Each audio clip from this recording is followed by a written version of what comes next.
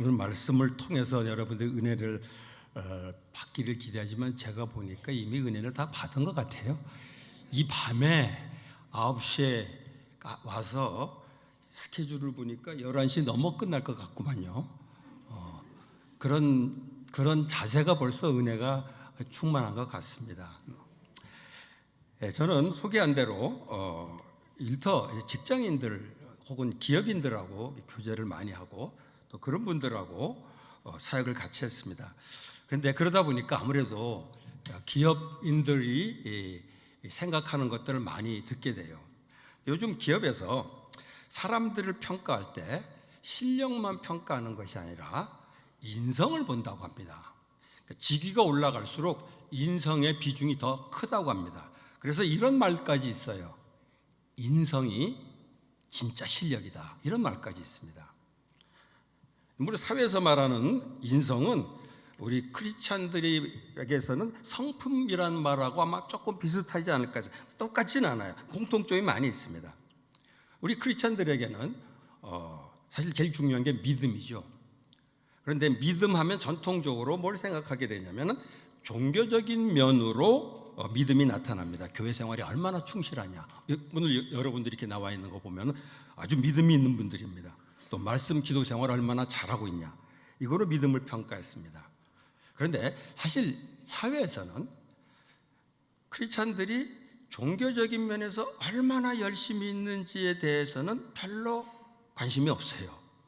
오히려 사회에서 크리스찬의 믿음을 평가하는 기준은 그 사람의 성품인 것을 보게 됩니다.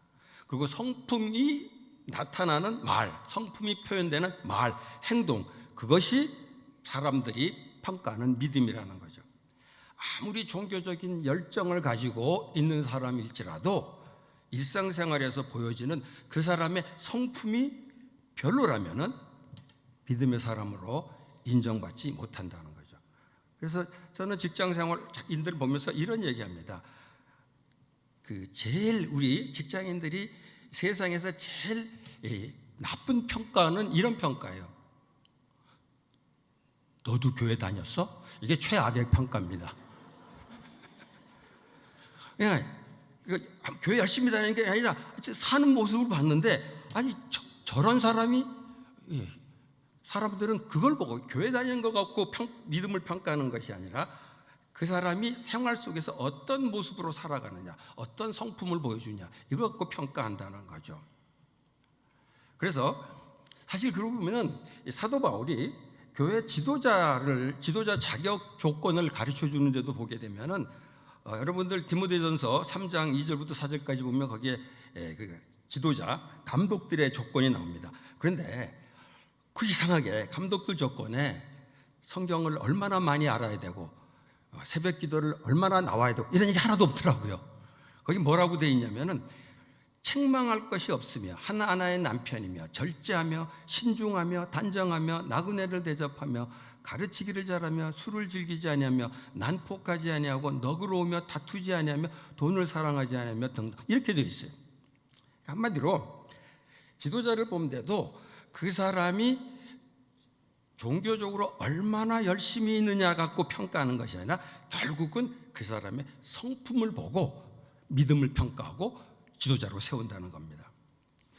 제가 이제 이랜드에 오랫동안 있으면서 직장인 그들하고 같이 지냅니다. 또 크리스찬 기업인들하고도 지내고 또 다양한 영역에서 사역하는 분들하고도 교류를 많이 합니다. 저는 이제 한 교회를 목회하는 것이 아니라 이런저런 사역을 하다 보니까 많은 종류의 사람들을 대하게 됩니다. 그리고 목사들 가운데서도 선교사 하는 분들도 많이 대하지만 또 신학교에서 가르치는 교수들하고도 많이 대하게 돼요. 그런데 다양한 분들하고 이렇게 대하면서 그분들에 대해서 제가 그분들을 평가하는데 결정적인 요소는 결국 뭐냐면은 그분의 능력이나 실력이나 성과나 업적이 아니라는 거죠. 그 사람이 어떤 사람이냐, 그 사람의 성품이 어떤가, 그게 결국을 제가 보면서 이게 그분의 믿음이라는 생각을 하게 되더라고요. 오늘 그거를 말씀을 통해서 확인합니다. 오늘 본문 이제 4장 에베소 4장 1절에서 3절까지 한번 보죠. 오늘 본문에서 사도 바울이 아주 중요한 말씀을 하십니다. 여러분들 잘 아는 대로 에베소서가 6장으로 되어 있는데 1장에서 3장까지는 흔히 말하는 대로 신앙의 기초적인 부분을 다루고 있습니다. 그리고 4장에서 6장까지 생활에 관한 부분을 다루고 있습니다. 말하자면 믿음을 적용하는 부분이죠. 로마서도 마찬가지입니다. 로마서도 16장으로 되어 있는데 1장부터 11장까지는 신앙의 기본적인 걸 다루고 12장 1절부터 삶에 적용하는 부분을 다룹니다. 그래서 에베소 4장 1절도 그렇고 로마서 12장 1절도 그렇고 어떤 단어로 시작하냐면 그러므로로 시작하죠. 오늘 여기 있잖아요. 그러므로 시작합니다.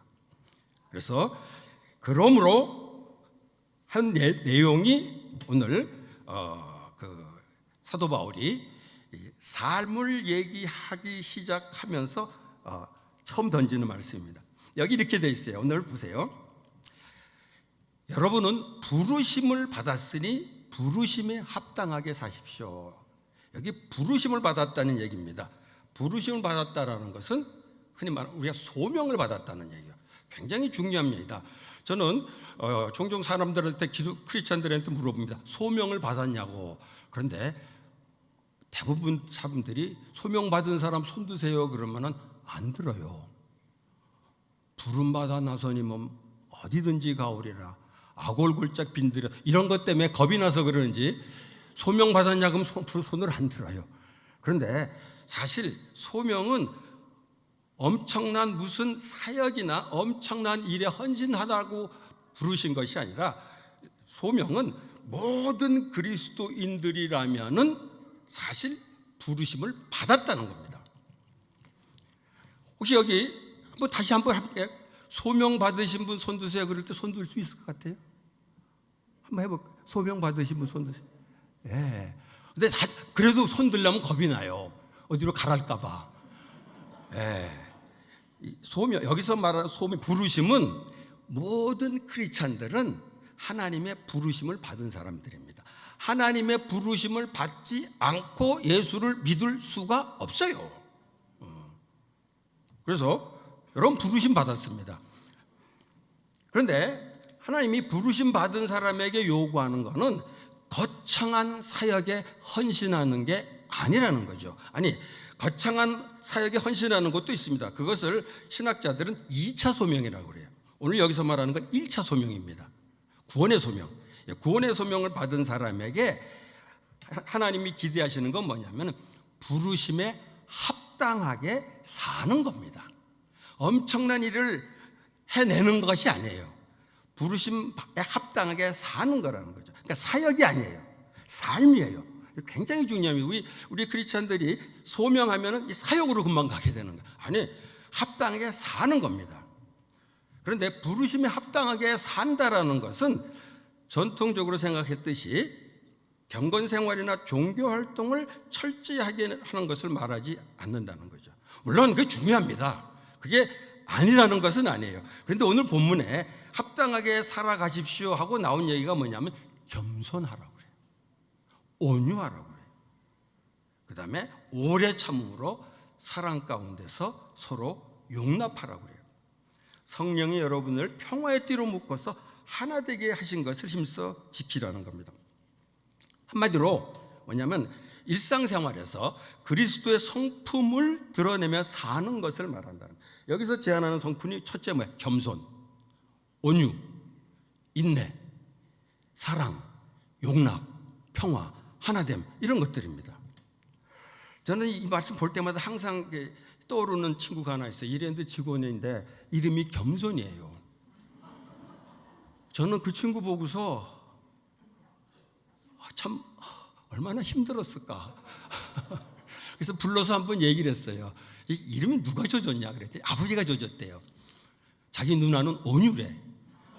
그러니까 온유 겸손으로 진 거예요. 대단한 분입니다. 그래서 겸손이라는 이름 갖고 살기가 어땠냐. 난 너무 궁금했어요. 그랬더니 아버지한테 감사한다는 거죠. 자기를 이름을 겸손으로 줘서 그 이름이 항상 자기를 이렇게 컨트롤했다는 거죠. 제가 그 얘기를 들으면서 정말 그 친구는 정말 대단하다는 생각이 들었어요. 저는 아버지가 겸손으로 안 지어준 게 감사하는데 그 친구는 겸손으로 지어진 걸 감사하다는 거죠. 그런데 여러분 다 그렇게 생각할게요. 나는 겸손이 아닌 게 다행이라고. 아니에요. 부르심 받은 사람은, 예수 믿은 사람은 사실은 이름이 겸손이 아니더라도 겸손인 것처럼 살아야 돼요. 부르심 받은 사람은 겸손과 온유로 하고, 아마 그 아버님이 이 성경 말씀 보고 그냥 아들 딸을 그냥 겸손 온유로 지은 모양이에요. 모르겠어요. 셋째 넷째 나면은 인내 사랑으로 졌을지 모르겠습니다만, 우리 신앙 성장을 위해서 기도하고 말씀 보고 교회 생활을 잘해야 됩니다. 그런데 크리스찬들이 세상에 살면서 믿음을 보여주는 길은 그게 아니라는 거죠. 세상 사람, 아까도 말했지만 우리들의 종교 생활을 보고 감동받지 않는다는 겁니다.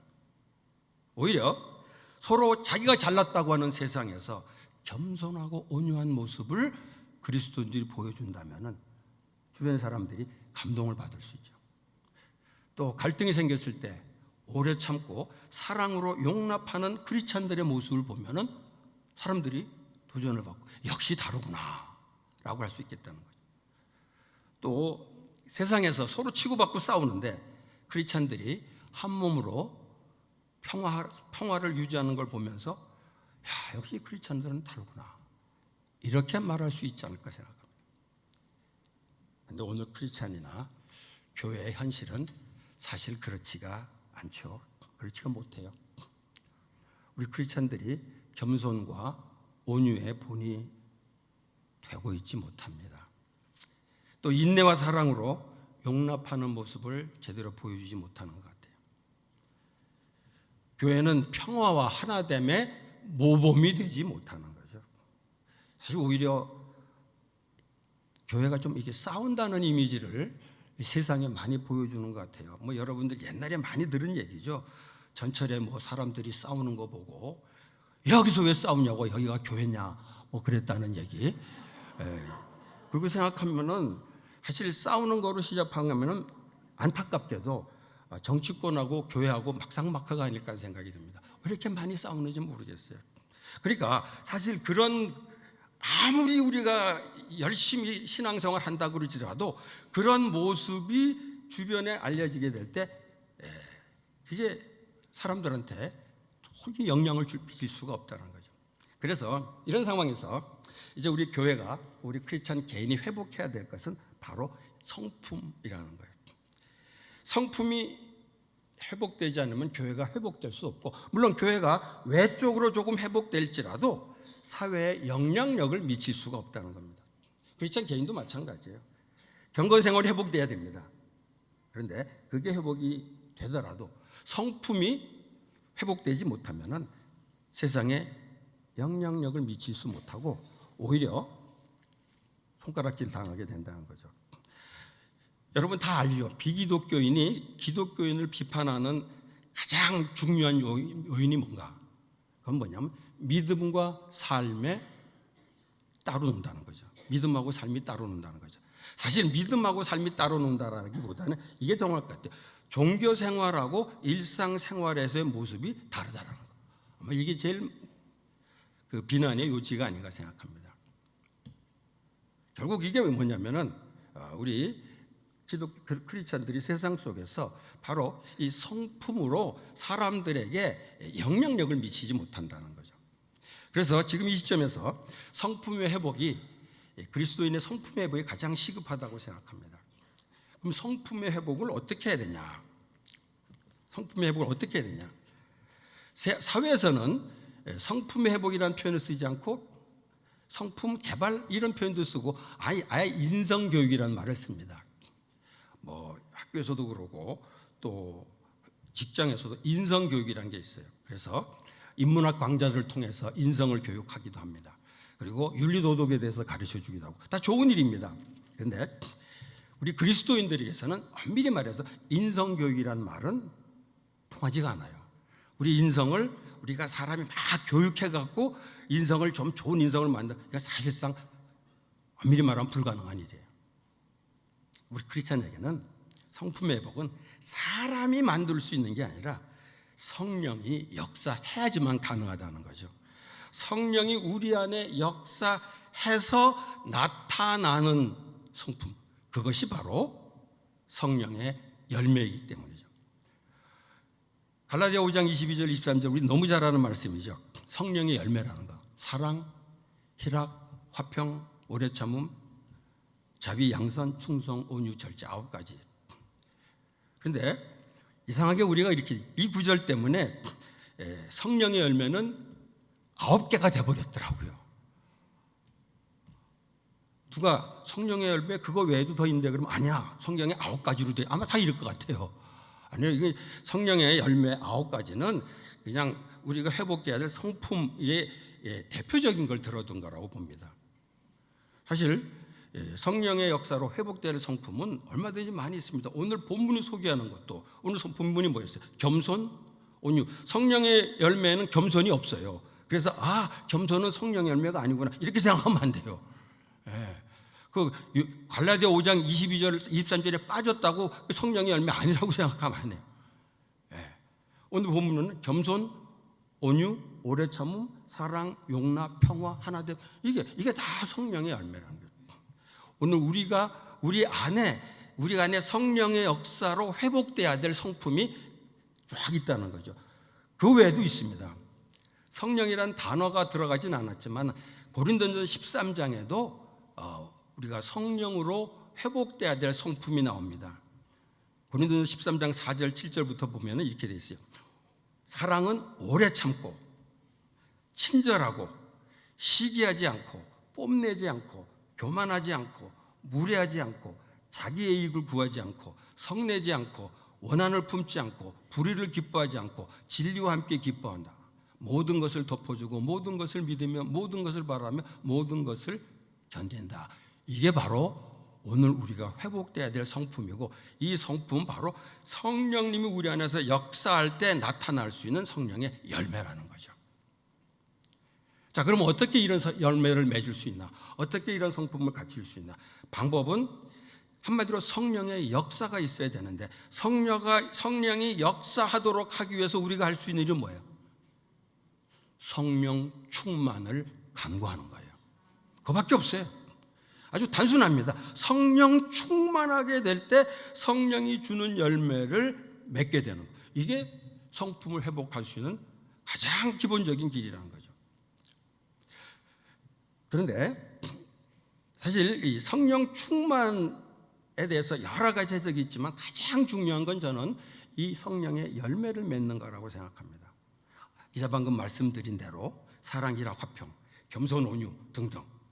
그래서 이거를 어떻게 보면은 교리적으로는 그거를 뭐라고 표현하냐면 성화라고도 표현해요. 그러니까 우리가 성령 충만해서 성품이 회복이 돼, 성품이 드러나게 돼. 그게 결국은 뭐냐면 내가 점점 더 거룩해지는 성화라는 거죠. 그래서 그걸 위해서 우리가 할 수 있는 일은 정말 기도하는 것밖에 없어요. 하나님, 성령 충만하게 해주세요. 그런데 성령 충만하게 해주세요 할 때 뭐를 생각하면서 여러분들이 기도하는지 모르겠어요. 성령 충만하게 해주세요 할 때 저는 이게 따라가는데, 성령의 열매를 좀 풍성하게 맺게 해주세요. 그리고 특별히 내가 좀 맺어야 될 성품, 내가 사랑을 제대로 못해 사랑의 열매를 좀 맺게 해주세요. 내가 참을성이 좀 부족하면 인내의 열매를 좀 맺게 해주세요. 이게 성령의 성품에 회복하는 데 가장 먼저 시작해야 될 부분이라는 거죠. 그런데 이 성령 충만을 간구할 때 사람들이 기대하는 것이 많이 좀 다른 것 같아요. 제가 젊었을 때 돌이켜보면 그래요. 성령 충만을 위해서 기도를 많이 했습니다. 그런데 그때 기도할 때 보면은 아무래도 방언이나 신유, 인사 이런 것을 기대했던 것 같아요. 한 번은 저도 어렸을 때부터 신앙생활을 열심히 했기 때문에 철야기도도 하고 또 금식기도도 하고 그랬어요. 한 번은 금식기도를 할 기회가 있어서 같이 기도를 했는데, 같이 기도하는 사람들이 처음에는 우리말로 다 기도하더니 시간이 지나니까 다 방언으로 바뀌더라고요. 우리말로 기도하는 사람은 나밖에 없더라고요. 그래서 이거 좀 좀 이거 이래서는 안 되겠다 해가지고 하나님 앞에 정말 간절히 기도했어요. 하나님 성령 충만하게 해주세요. 방언의 은사를 주시옵소서. 밤새 기도했어요. 오늘 제 이 말하는 톤을 봤을 때 제가 방언 은사를 받았을 것 같아요? 안 받았을 것 같아요?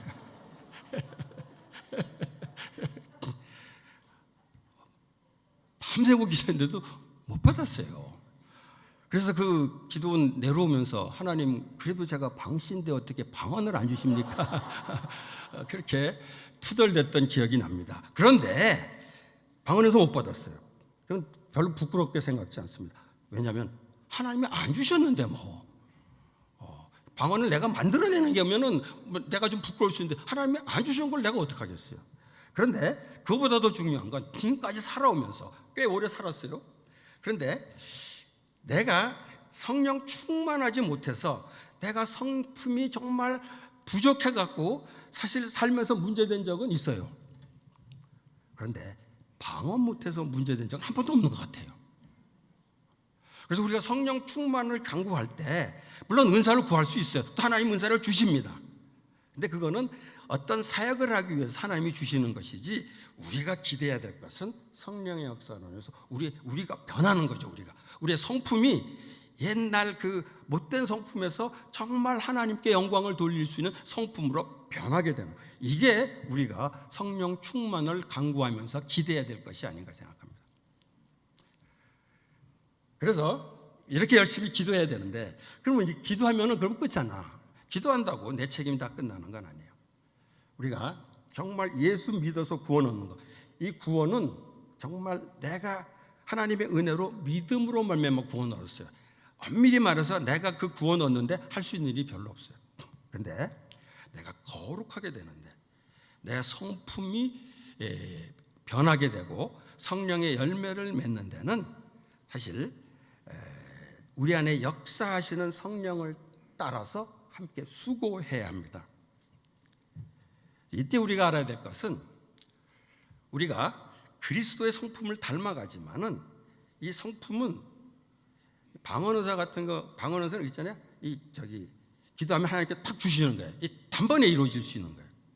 그런데 이 성품은 어느 한순간에 비려지는 게 아니라는 거죠. 그리고 이 땅에서 완전하게 되는 것도 아니라는 거죠. 그러니까 성령이 우리 성품을 빚어가는 거, 그것을 따라가면서 조금씩 변화해 나가는 것. 이게 우리들의 현실이라는 겁니다. 그래서 저는 이 성품을 개발하는 과정에 있어서 이렇게 했으면 좋겠어요. 우리 성경에 나오는 성품, 내가 좀 이렇게 가졌으면 좋겠다고는 성품을 쫙 한번 정리를 해봅니다.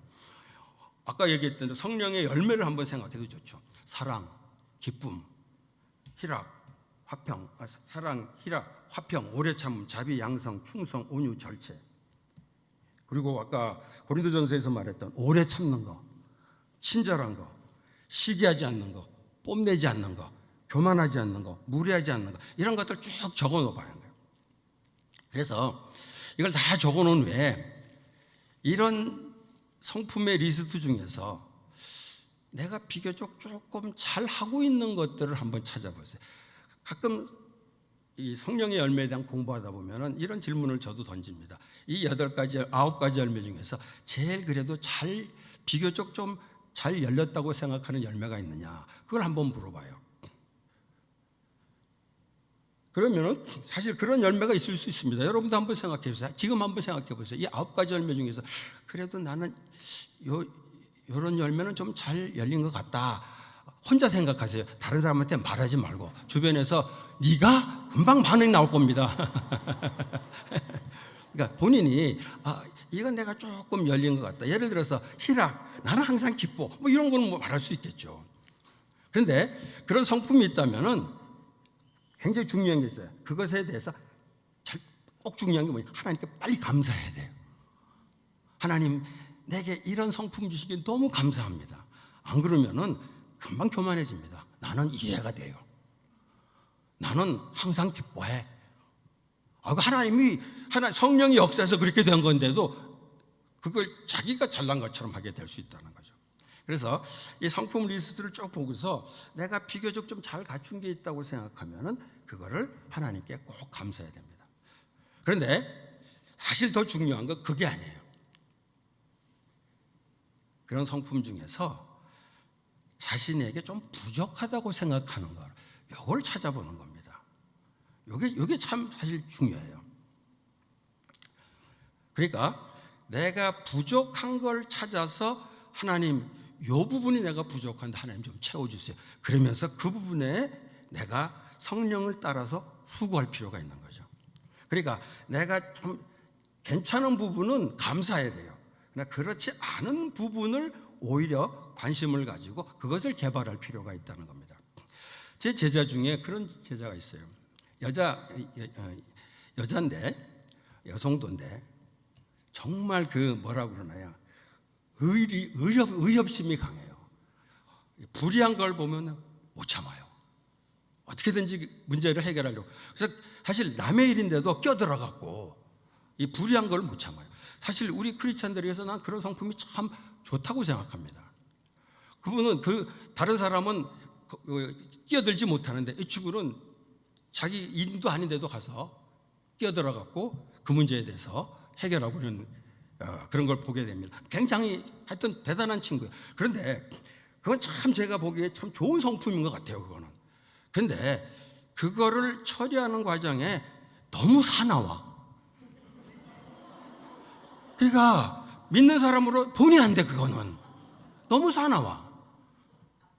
특별히 남편한테 너무 사나워. 제가 그거 보면서 야, 너 그거 아니다. 크리스찬이 그러면 안 된다.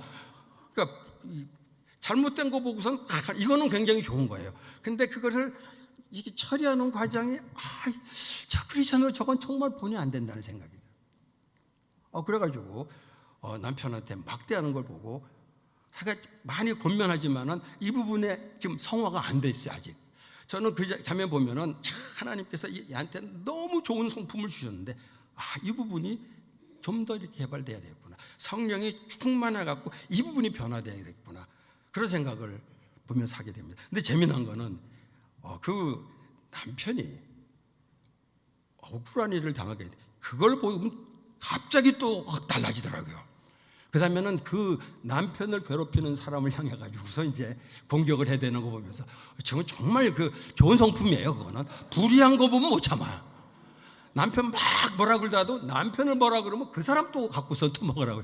굉장히 재밌어요. 어쨌든 내가 그거 보면서 하나 사람에게 모든 성품이 다 나쁜 게 아니고 모든 성품이 다 좋은 게 아니거든. 크리스찬들 어떤 성품은 참 바람직해. 근데 이게 부족한 부분이 있어. 이거를 사실 좋은 성품은 신경 쓸 필요 없어요. 감사하면 돼요. 근데 그렇지 못한 성품을 개발하는 것이 우리 이 성품을 성품을 개발해야 될 중요한 부분이 아닌가 생각합니다. 그렇게 생각하면 여러 가지 얘기할 수 있죠. 예를 들어서 참 본인이 아주 진실하고 성실해. 굉장히 좋은 성품입니다. 그런데 다른 사람에 대해서 관용하지 못한 사람들이 있어요. 그건 조금 문제가 있어요. 조금만 자기 마음에 안 들면 이렇게 이제 해대고 있는 거예요. 아까 그분도 비슷한 경우긴 하지만요. 그래서 자신의 성품을 보면서 아까 이 9가지 열매 가운데 좋은 거 안 좋은 거 이렇게 구별하라고 그렇게 말했던데 마찬가지로 내게 조금 좋은 부분에 있으면 그거에 대해서 감사하면서 그 다음에는 내가 부족하다고 생각되는 거 이것을 집중적으로 고치는 거. 그럴 때 성령님께서 역사하시고 내가 그걸 따라서 그걸 고쳐나가게 될 때 성품이 조금씩 변하게 될 수 있다는 겁니다. 이때 조심할 게 있어요. 성품이 부족한 건데 성품이 문제가 되는 건데 이것을 자신의 기질이나 자신의 개인적인 성격으로 돌리는 분들이 종종 있습니다. 이제 화를 막 내갖고 사람들에게 상처를 주는 사람들이 있죠. 근데 그거는 고쳐야 할 성품이에요. 근데 이렇게 말해요. 나 원래 성격이 그래. 이 성격은 성령도 못 고쳐. 이런 사람이 있어요. 아주 확신 있게 얘기해요. 그거는 성령을 소멸하는 겁니다. 그건 기질이야. 기질은 뭐냐면은 내성적이냐 외향적이냐 이런 건 기질이에요. 내성적인 나는 왜 이렇게 내성적일까? 성령이여 나를 외향적으로 바꿔주 이런 거 할 필요 없어요. 그거 안 됩니다. 그리고 조금 더 감성적이고 어떤 사람은 좀 이지적이고 이건 개인의 기질이에요. 이거는 바꿔지지도 않고 바꿀 필요도 없어요. 근데 나쁜 성품, 화를 버럭 내는 거, 나는 원래 그래. 나는 원래 그런 게 그건 나쁜 거야. 그거는 그거 고쳐야 돼요. 이거를 이 세상에서는 인성교육이라고 말할 수 있을지 모르지만은 사실 우리 크리스찬들에게는 이게 바로 성령의 역사로 변화하는 이 성화의 한 부분이라고도 볼 수 있습니다. 그래서 근데 그렇게 하기 위해서는 이제 또 어떤 게 필요하냐면은 사실 제가 이 성품에 대한 거 강의를 많이 했었어요. 그런데 강의하면서 굉장히 이제 맥이 빠지더라고요. 이 강의를 들어갖고 성품이 바뀔 수가 있을까? 안 될 것 같아요. 강의를 들어가고 바뀌는 게 아니에요. 성품이 점점 하나님이 원하시는 성품으로 바뀌기 위해서는 우리가 노력을 해야 되는데 그 노력 중에 제일 중요한 게 뭐냐면은 본이 되는 사람을 찾아서 닮으려고 하는 거. 저는 이게 참 중요하다고 생각합니다. 우리들의 최고의 모델은 뭐예요? 예수님이죠. 예수님이 자기한테 배우라고 한 게 있습니다. 마태복음 11장 29절에 뭐예요? 나는 온유하고 겸손하니 내게 배우라. 예수님이 기대하는 제자는 예수님처럼 겸손하고 온유한 사람이 되는 겁니다.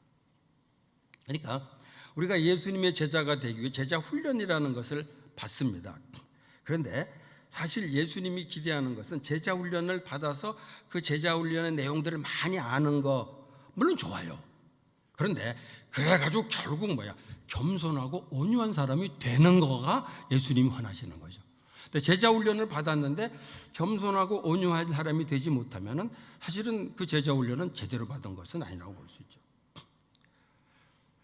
제가 유럽에 갔을 때 작은 교포교회에서 그 교인들이 그런 얘기하는 걸 들었어요.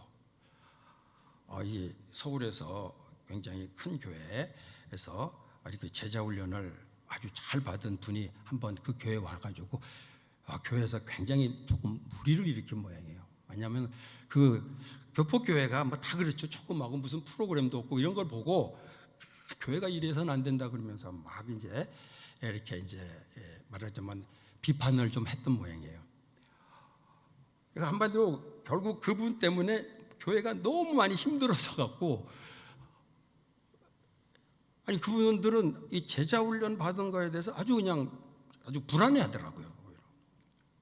그러니까 뭐냐면은 사실 예수님의 제자가 되는 훈련을 받은 사람은 사실 겸손해야 되는데 이분은 겸손하지 못했던 것 같아요. 오히려 너무 자기가 훈련 받은 거에 대해서 과시하고 무시하고 이런 것을 사람들이 볼 때 예수 그리스도의 제자가 되는 제자 훈련을 받았는데 어떻게 교만할 수가 있나 그런 생각이 들면서 그런 생각하게 돼요. 정말 예수 그리스도의 제자로 훈련 받았냐면 받을수록 겸손해져야 되겠구나라는 생각을 했다는 거예요. 그래서 이런 말을 할 수가 있을 것 같아요. 교만한 제자는 동그란 삼각형이라 뭐 이런 말 할 수 있을 것 같아요. 이게 무슨 말이에요? 동그란 삼각형이 말이 안 되잖아요. 예수님의 제자가 교만한 제자라는 거 있을 수가 없다. 내가 정말 예수님을 닮기 위해서 제자로 훈련이 됐다면은 나는 온유하고 겸손한 사람이 돼. 물론 완벽할 수는 없어요. 그러나 그게 될 때 진정한 의미의 제자가 될 수가 있는 거죠. 성경에 나오는 인물이 모델이 될 수도 있습니다. 저는 이 성경 인물 가운데 사실 보통 베드로나 바울을 본받으려고 많이들 그럽니다. 그 사람이 대단한 분들이니까. 근데 저는 그분들을 모델로 삼으려니까 너무 부담이 되더라고요. 그래서 나하고 기질이 비슷한 사람을 잡아갖고 그분 따라가려고 그래요. 그래서 예를 들면 뭐 바나바나 이삭 같은 사람 모델로 삼아가지고 조금씩 그분의 그 온유함, 그분의 겸손함 이런 것들을 배우려고 하고 있습니다. 그다음에 또 주변에 있는 사람을 모델로 삼는 것도 필요할 것 같아요. 이 세상에 아무리 거룩하다고 해도 완벽한 성품을 갖춘 사람은 없습니다. 세상에 예수 그리스도 밖에는. 그런데 세상에 정말 별 볼 일 없는 것 같아도 어떤 성품에 관해서는 우리에게 모범이 될 수 있는 사람이 있다라는 거죠. 그러니까 내가 어떤 부분에 대해서 나는 이 부분이 참 부족하다. 그러면 주변에 한번 보세요.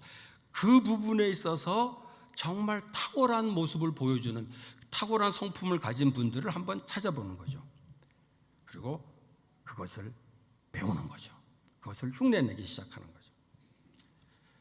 저는 개인적으로 이 절제하고 절약하는 데는 참 잘하는 편이에요. 그러니까 예를 들어서 보통 그 성령의 9가지 열매 얘기할 때 많이 힘들어하는 게 요즘 젊은이들이 특별히 그러더라고. 제일 알면 열매가 뭐냐 물어보면은 인내와 절제를 많이 들더라고요. 그게 잘 안 되는 모양이에요. 근데 저는 다행히 절제하는 걸 참 비교적 잘하는 편입니다. 이게 내가 잘나서 하나님이 성령님께서 그렇게 해주신 감사할 노릇이죠. 절제하고 그리고 또 이 절약하는 것도 잘합니다. 어떨 땐 너무 잘해가지고 문제가 될 때가 있어요. 무슨 햄버거를 먹을 때도 꼭 쿠폰을 가지고야 먹어. 안 그러면 이게 불안해 그냥. 이건 아주 정말 하나님께서 은혜를 주신 것 같아요. 그런데 그건 참 좋은 일이에요. 절약하고 절제하는 건 좋죠. 그런데 그러다 보니까 무슨 문제가 생기냐면 베푸는데 너무 인색해요. 그것이 무슨 말인지 되죠? 그러니까 절약하다 보니까 절약하는 건 좋은데 사람들한테 베푸는데 너무 인색한 거예요. 주변 사람들이 다 눈치챌 정도로. 그런데 저는 그게 문제가 아니라고 생각했어요. 그건 나는 원래 그래. 근데 나중에 성경 말씀을 쭉 보면서 그게 나한테는 가장 문제가 되는 성품이라는 걸 알게 됐어요. 사람들에게 풍성하게 나눠야 되는데 내가 지금 뭐 쪼들려서 굶어 죽는 것도 아닌데 하나님께 주신 이거 풍성하게 좀 나눠야 되는데 그게 잘 안 되더라는 거죠. 그러니까 옛날에는 그거 안 되는 걸 그냥 나는 원래 그런 거야. 어렸을 때 잘할 때 힘들게 자랐어. 이런 얘기하면서 나를 방어했었는데 나중에 보니까 이게 잘못된 거야. 이거 고쳐줘야 될 부분이에요. 근데 그 고쳐지는 게 너무 어려워요. 근데 그거를 어떻게 했냐면 주변에 그거를 잘하는 사람들을 보면서 그 사람들 보니까 너무 멋있더라고요. 사람들한테 풍성하게 나누는 거. 그 사람이 돈이 꼭 많아서가 아니야. 그런데 그 사람들 보면서 나누는 모습들이 너무 보기가 좋더라고요. 나도 좀 절해봐야지 해서 그거를 흉내내기 시작했는데 아직은 잘 안 돼요. 아직은 잘 안 되지만은 조금씩 나아져가는 것을 느끼게 됩니다. 그래서 저희 경우는 나한테 거룩하게 된다라는 것은 말씀 보고 기도 이것도 분명히 들어가죠. 근데 저한테 있어서 이 거룩하게 되는 것은 이전보다 다른 사람에게 더 풍성하게 나누는 거. 그게 나한테는 성령의 열매고, 그게 나한테는 회복돼야 될 성품이고, 그게 나한테는 거룩함의 표현이 될 수 있다는 거. 그거를 사람마다 사실은 다 있으리라고 생각합니다. 그러니까 암만 못된 사람도 다 못되진 않았어요. 근데 자기한테 참 부족한 부분들이 있어요. 근데 그거를 그냥 나는 원래 그래. 그거로 이렇게 묻어버릴 수가 있는데 제가 그랬던 거죠. 근데 이거를 하나님 앞에 드러내놓고 하나님 이거 좀 고쳐야 되겠다. 하나님 좀 이 부분에 하나님 성령님께서 좀 도와달라고 이렇게 기도하게 될 때, 그리고 내가 나름대로 그분을 따라서 흉내내기 시작할 때 조금씩 나아지는 것을 느끼게 됩니다. 최근에도 그런 비슷한 경험이 있었는데 이 돈과 관련돼서 좀 나눠야 될 일이 있는데 내가 그거를 이렇게 풍성하게 조금 나누면서 이게 내가 아닌 것 같아요. 옛날에 난 이러지 않았거든. 이거 어떻게 이렇게 됐나? 이거 성령님이 역사했어요. 내가 나름대로 이 부분에 대해서 안타까워했기 때문에. 근데 그거를 제일 먼저 아는 사람들, 주변 사람들이 금방 알더라고요. 목사님 요새 좀 달라진 것 같아요. 옛날에 되게 짰나 봐요. 요즘 좀 달라진 것 같아요. 너무 감사하더라고요. 그래서 우리가 이 성령이 우리 안에 역사할 수 있도록 하기 위해서 나한테 이게 부족한 부분들을 솔직하게 인정하고 그거를 가지고 하나님 앞에 나가서 하나님 이거 좀 고쳐달라고, 그리고 그 부분에 대해서 나름대로 애쓰고, 그 다음에 특별히 이 부분에 대해서 본이 될 분들을 옆에서 보면서 그분들을 닮아가고 하는 노력을 한다면 하나님께서 그런 변화를 주실 수 있지 않을까 생각합니다. 이 일은 기간을 정해놓고 한두 번 하고 마는 프로젝트가 아니라는 거예요. 평생을 통해서 해야 될 일입니다. 제가 요번에 이걸 하면서 이거 언제 된 거 아니에요. 아까 말했던 그 풍성에 나누는 거. 또 시간 가다가 또 언제 또 옛날 버릇이 나올지도 몰라요. 계속해서 나는 이게 내가 고쳐야 될 부분이에요. 그래서 사도 바울이 그렇게 얘기했죠. 나는 이것을 이미 얻은 것도 아니며 이미 목표점에 다다른 것도 아닙니다. 그리스도께서 나를 사로잡았으므로 나는 그것을 붙들려고 쫓아가고 있습니다. 이 심정으로 가는 겁니다. 저한테 부족한 성품, 이것이 좀 더 풍성하게 될 수 있도록 애를 쓰는 거죠. 그리고 이 과정의 마지막은 예수님이 오실 때 완성이 된다는 겁니다. 그때 그리스도와 똑같은 성품으로 완성이 되는 거죠. 고린도후서 3장 18절에 이런 말씀이 있습니다. 이렇게 해서 우리는 주님과 같은 모습으로 변하여 점점 더 큰 영광에 이르게 됩니다. 이것은 영이신 주님께서 하시는 일입니다. 그러니까 우리가 주님과 같이 변하게 돼. 그래서 주님께서 오실 때 우리가 주님의 영광하고 거의 똑같이 된다는 거죠. 요한일서 3장 2절에도 비슷한 말씀이 있습니다. 앞으로 우리가 어떻게 될지는 아직 밝혀지지 않았습니다만 그리스도께서 나타내시면 우리도 그와 같이 될 것임을 압니다. 그때 우리가 그를 참 모습대로 뵙게 될 것이기 때문입니다. 한마디로 뭐냐면은 예수 그리스도께 다시 올 때 우리가 예수님하고 똑같이 된다는 거죠. 예수님의 영광스러운 몸을 입게 된다는 거죠. 그러면은 다들 그렇게 생각해요. 예수님처럼 영광 된다 그러면 예수님이 뭐 변화산에서 나타난 것처럼 확 이렇게 뭐 흰옷 입고 확 비치고 이런 식으로 생각하게 돼요. 그런데 결국 그건 뭐냐면 예수님하고 똑같은 성품을 갖게 된다는 거죠. 그러니까 지금 우리가 이렇게 살아가면서 그리스도의 성품을 닮아가다가 이 세상에서는 완성은 안 돼요. 주님께서 오실 때 완성된 모습을 갖게 된다는 거예요. 그 소망을 우리가 가지고 살아가는 거죠.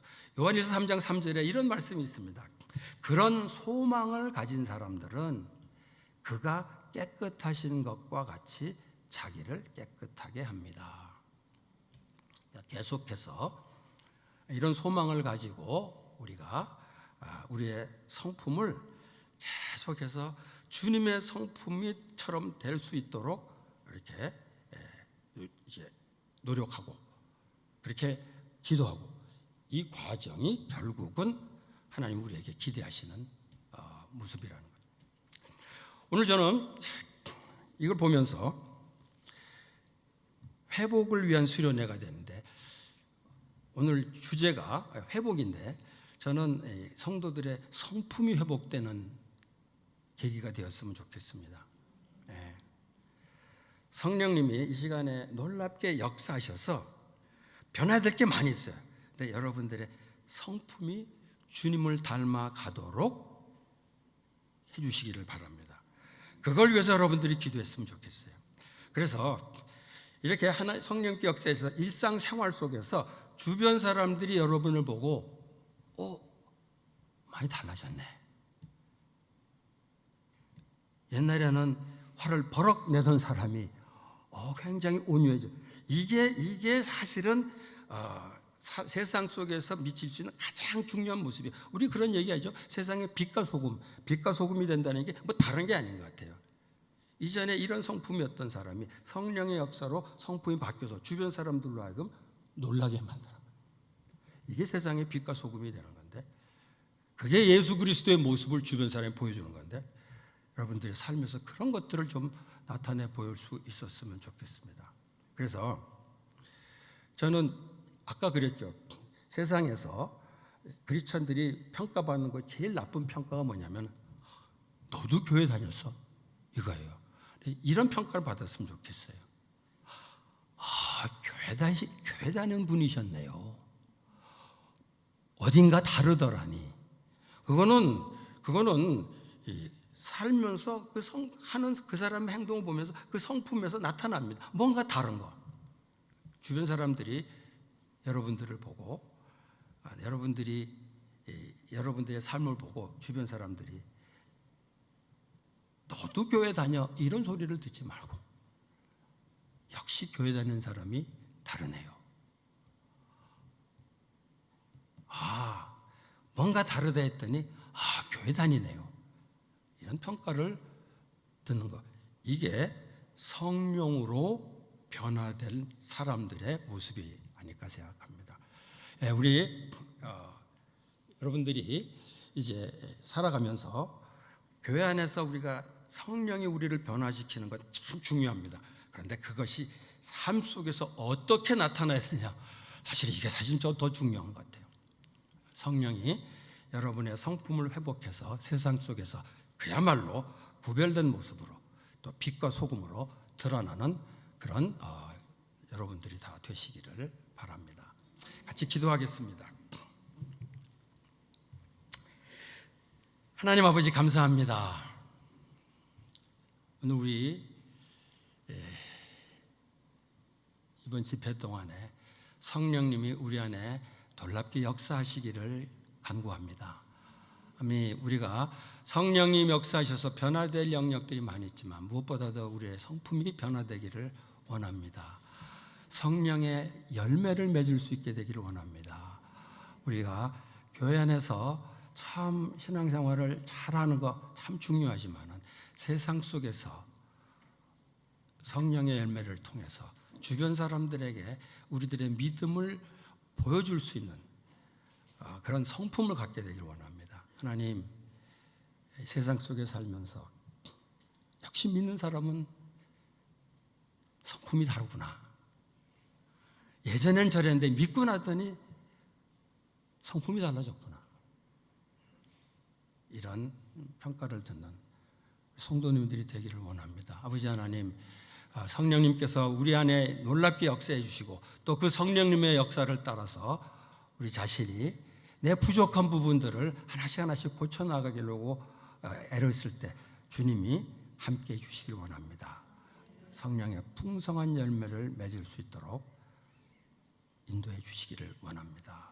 아버지 하나님, 오늘 이 밤에 함께 모여서 자신의 부족한 부분들을 주님 앞에 아뢰면서 그걸 고쳐달라고 우리가 기도해야 될 텐데, 하나님, 우리 한 분 한 분들의 기도를 들으시고 변화시켜 주시기를 원합니다. 내가 부족했던 성령의 열매가 오늘 이 말씀을 통해서 또 오늘 이 기도함을 통해서 풍성하게 열매가 맺혀질 수 있도록 역사해 주시옵소서. 예수님의 이름으로 기도하옵나이다. 아멘.